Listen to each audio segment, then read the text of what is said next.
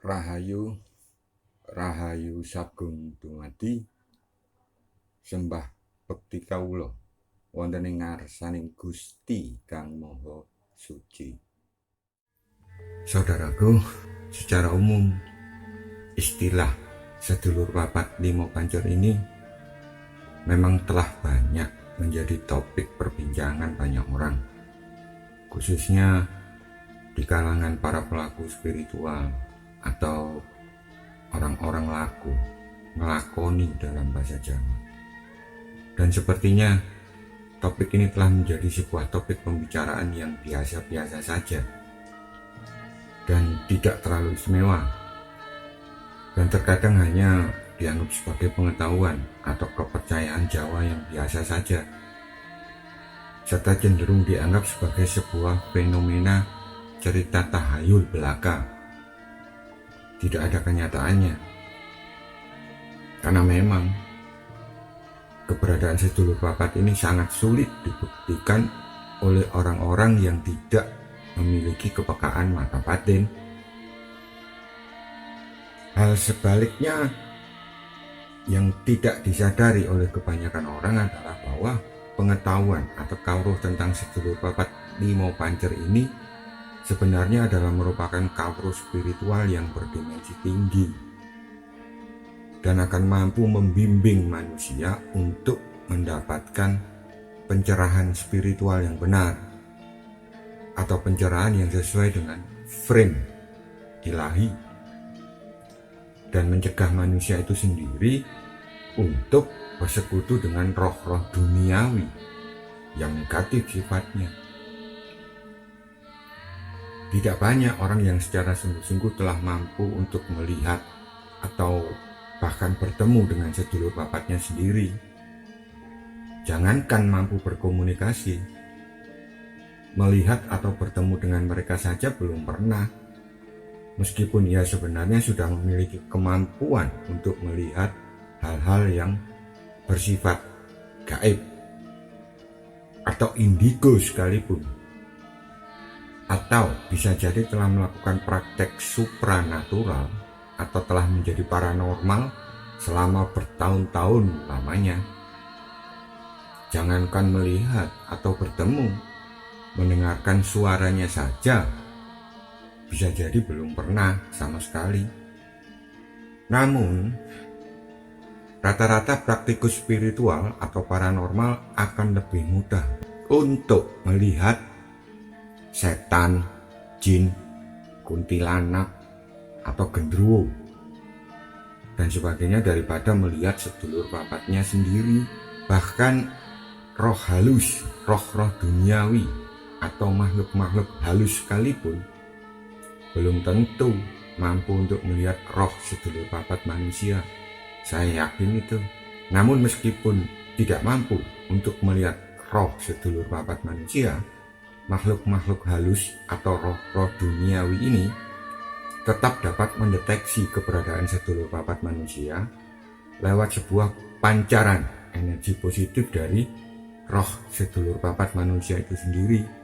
Roh sedulur papat ini memang termasuk salah satu fenomena gaib berdimensi tinggi, namun bukan merupakan puncak pengetahuan gaib atau bukan merupakan puncak pengetahuan spiritualitas.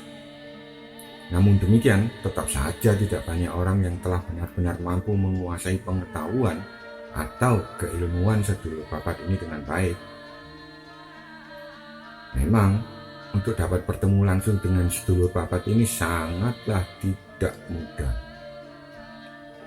Bahkan orang-orang yang sudah puluhan tahun mampu melihat atau menembus alam gaib sekalipun belum tentu mampu atau pernah bertemu dengan sedulur papatnya sendiri. Karena kebanyakan orang-orang yang bisa melihat atau menembus alam gaib itu hanya mendapatkan bantuan khusus dari roh-roh duniawi lainnya atau yang biasa disebut kodam yang sengaja diundang untuk mendampinginya. Tapi konsekuensinya, karena kodam atau roh-roh duniawi ini belum tentu memiliki kemampuan untuk melihat roh sedulur papat manusia, maka secara otomatis orang-orang tersebut meskipun sudah dibantu dengan yang namanya kodam, tidak akan pernah mampu benar-benar untuk melihat sedulur papat atau sedulur sejatinya sendiri. Artinya mereka masih saja tetap tidak mampu untuk bertemu sedulur papatnya sendiri meski sudah mendapat bantuan kodam. Ya jangankan untuk melihat, mendengar suaranya saja belum tentu bisa meskipun telah dibantu dengan kodam pendamping. Menemukan kodam pendamping atau roh-roh duniawi yang dipergunakan sebagai pendamping lebih mudah daripada menemukan sedulur papat kita sendiri. Namun konsekuensinya roh pendamping atau kodam atau roh-roh duniawi ini tidak selamanya menunjukkan kebenaran yang sejati. Inilah yang membedakan antara kodam atau roh-roh duniawi ini dengan roh sedulur papat manusia itu sendiri. Roh sedulur papat manusia itu selalu mengarahkan kepada hal-hal yang benar atau kebenaran, selalu mengarahkan kepada kebaikan atau hal-hal yang positif sifatnya.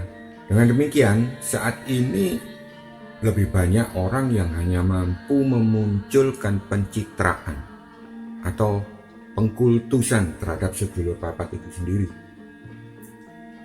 Anehnya, mereka kemudian memunculkan berbagai macam bentuk konsep tentang sedulur papat ini. Seperti sedulur papat ini dikait-kaitkan dengan 4 unsur alam, dikait-kaitkan dengan 4 hawa nafsu duniawi, atau bahkan mereka memunculkan berbagai macam bentuk amalan untuk mengaktifkan sedulur papat ini. Namun ironisnya mereka sendiri belum pernah bertemu dengan sedulur papat atau sama sekali tidak memiliki pengetahuan yang benar, tidak memiliki pengetahuan yang sejati tentang sedulur papatnya sendiri. Sehingga seringkali pembahasannya menjadi berputar-putar, tidak menentu arahnya. Saat ini kita dapat dengan mudah untuk menemukan tulisan-tulisan atau bahkan tayangan-tayangan yang berkaitan dengan sedulur papat yang keliru ini. Namun konsekuensinya karena pengetahuan tersebut sifatnya hanya diperoleh berdasarkan cerita dari mulut ke mulut, cerita lisan, maka mereka sendiri sudah dapat dipastikan tidak mengetahui kebenaran atau kesejatian dari sedulur papat itu sendiri, sehingga tulisan ataupun tayangannya hanya bersifat konseptual kosong belaka. Lebih banyak mereka hanya mengupas dari sisi kulit luarnya saja, dan ada pula yang hanya bersifat pengkultusan yang sama sekali jauh dari kebenaran dan kesejatian sedulur papat yang sungguh-sungguh ada serta nyata keberadaannya di sekitar manusia atau diri kita sendiri. Asal mula pengetahuan atau kaurus sedulur papat limo pancer ini berasal dari kafro kebatinan Jawa. Artinya nenek moyang orang Jawa lah yang pertama kali menemukan konsep sedulur papat limo pancer ini. Dan untuk mampu melihat atau bertemu dengan sedulur papat ini, atau untuk dapat memiliki pengetahuan yang benar tentangnya, seseorang harus telah memiliki kemampuan mata batin tingkat tinggi, kemampuan batin tingkat tinggi, kepekaan batin tingkat tinggi. Dan aspek ini merupakan syarat dasar, syarat mutlak atau syarat fundamental. Keberadaan sedulur papat ini yang bersifat roh atau spirit hanya dapat dilihat oleh kita dengan mempergunakan kemampuan untuk melihat hal-hal gaib terlebih dahulu. Namun jika melihat hal-hal gaib tersebut dilakukan hanya dengan cara yang biasa atau hanya dengan memaksimalkan kemampuan cakra mata ketiga atau cakra ajna tanpa melibatkan kemampuan batin, maka tetap saja akan mendapat kesulitan untuk dapat melihat atau bertemu dengan sedulur papat ini. Berikut dengan segala bentuk fenomenanya. Nah, cara terbaik untuk bisa melihat sedulur papat ini adalah dengan melakukan sugesti kebatinan, atau kita melihat gaibnya gaib sedulur papat ini dengan kemampuan mata batin tingkat tinggi. Dan untuk itu kita wajib dan harus mengedepankan yang namanya rasa sejati. Atau lebih dahulu mendeteksi keberadaan roh sedulur papat ini, kita deteksi terlebih dahulu energi-energi positifnya dengan bantuan cakra minor sebelum menggunakan mata batin tingkat tinggi.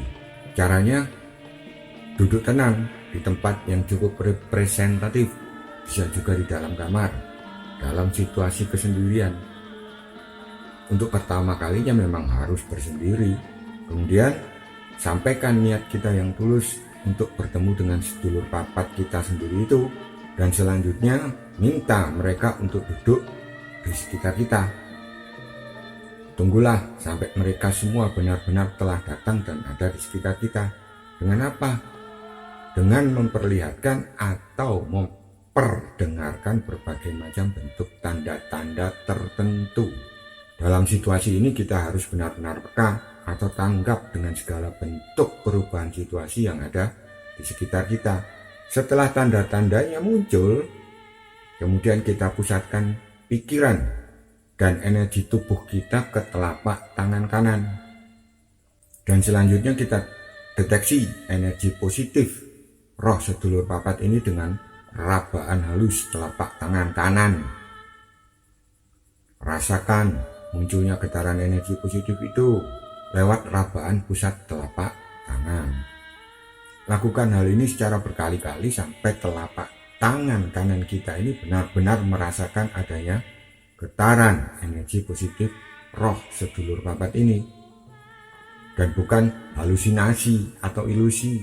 Tapi ingat, jangan pernah tergesa-gesa atau berambisi untuk segera dapat merasakan energi positif roh sedulur papat itu. Kepekaan cakra minor telapak tangan kanan menjadi sangat dominan dalam praktek pertama ini. Selanjutnya, bila mana telapak tangan kanan kita sudah dapat merasakan adanya energi positif roh sedulur papat itu, barulah kita berusaha mempertegas atau mempertajam penglihatan mata batin kita. Penglihatan hanya dengan mengandalkan cakra mata ketiga atau praktek seorang indigo sekalipun sama sekali tidak berfungsi dalam proses ini. Karena kunci utamanya adalah kemampuan atau kematangan tingkat tinggi dalam melihat fenomena gaib dengan mempergunakan mata batin. Nih kuncinya. Artinya kita harus telah mampu untuk melihat tidak dengan menggunakan mata jasmani. Tentu saja hal ini tidak bisa dilakukan dengan sebuah metode atau cara yang instan. Namun bila tetap dipaksakan secara instan, akibat yang muncul kemudian adalah ilusi atau halusinasi tingkat tinggi dari orang yang berpraktek tersebut. Halusinasi tentang sedulur papatnya sendiri yang akan muncul. Nah, tentu saja ini sangat berbahaya. Jadi, dalam praktek penggunaan sugesti kebatinan ini, kita harus mengedepankan rasa batin atau mata batin untuk mendeteksi adanya energi positif dari roh sedulur papat kita sendiri untuk pertama kalinya. Dan setelah terdeteksi, baru kita mempertegas dengan mempergunakan kemampuan mata batin untuk dapat melihat keberadaan mereka semua atau untuk dapat melihat keberadaan sedulur papat kita sendiri. Dengan demikian, kesimpulannya hanya satu, tidak mudah untuk bisa melihat atau bertemu dengan sedulur papat kita sendiri itu. Dan juga tidaklah mudah untuk dapat mengetahui sedulur papat kita ini sudah lengkap semua atau belum. Karena apa? Karena syarat utamanya adalah kemampuan mata batin tingkat tinggi terlebih dahulu. Jadi sudah jelas dalam hal ini, untuk bisa bertemu dengan sedulur papat kita tidak dapat dilakukan dengan berbagai macam bentuk amalan, mantra, atau doa-doa khusus. atau dilakukan dengan berbagai macam bentuk puasa. Sama sekali tidak akan bisa. Senjata utamanya sudah jelas, yaitu mengasah kemampuan mata batin kita sendiri. Doa-doa, mantra-mantra atau berbagai macam bentuk puasa jasmania hanya bertujuan untuk mendekatkan diri kita kepada sedulur papat itu sendiri, dan hanya dapat dilakukan dalam rangka memperoleh pendampingan, bukan untuk melihat atau bertemu dengan mereka. Jadi sudah jelas, senjata utamanya adalah kemampuan mata batin, kemampuan rasa sejati. Nah, untuk mengasah kemampuan mata batin ini, pertama kali kita harus setia hati, atau dengan cara selalu mengikuti kebenaran suara hati. Bukan kebenaran rasio atau akal pikiran manusiawi atau logika. Dan untuk hal ini akan saya ulas pada kesempatan yang lain.